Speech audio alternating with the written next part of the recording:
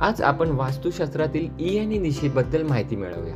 ईशान्य दिशा ही कुठे असते ते मी सगळ्यात आधी सांगतो. ही दिशा ईशान्य आणि पूर्व या दोन दिशांमध्ये असते.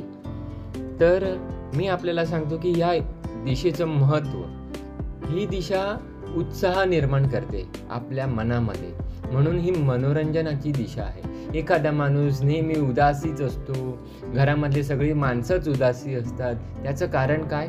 तर ह्या दिशेमध्ये जर टॉयलेट बाथरूम आला असेल, अडगळ आली असेल, भंगार खाणं करून ठेवलं असेल या झोनमध्ये, तर मग त्या घरातल्या त्या सगळ्या व्यक्तींच्या मनामध्ये पण सगळं उदासी भावनाच, नुसतं चिडचिडेपणा आलेलाच असतो.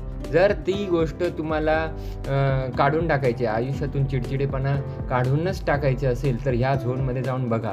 शनीच्या लोखंडाच्या वस्तू आहेत का, तर त्यासुद्धा बाहेर काढा. कारण का शनी काय करतो?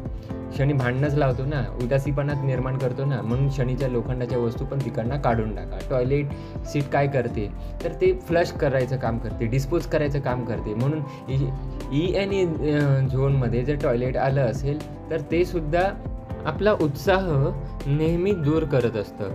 तर आपण काय करायचं, आपल्या आयुष्यातील उत्साह दूर होत आहे असं जर दिसत असेल तर आपण पहिला जाऊन त्या ईशान्य झोनमध्ये बघायचं, टॉयलेट तर नाही आहे ना. टॉयलेट नसेल तर त्या ठिकाणी नक्की लाल रंग असेल.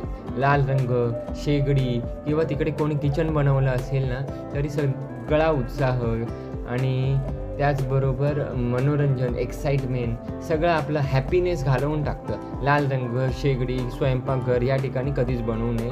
टॉयलेट तर मुळीच बनवू नये. जर त्या ठिकाणी या सगळ्या गोष्टी असतील तर ते दूर करायच्या. तर ह्या ठिकाणी ठेवायचं काय? मुलांचे खेळणी ठेवायचा, टी व्ही ठेवायचा. टी व्ही ठेवायचा?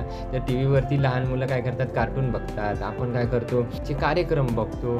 तर हे सगळं आपण कशातून बघतो? टी व्हीमधूनच बघतो ना.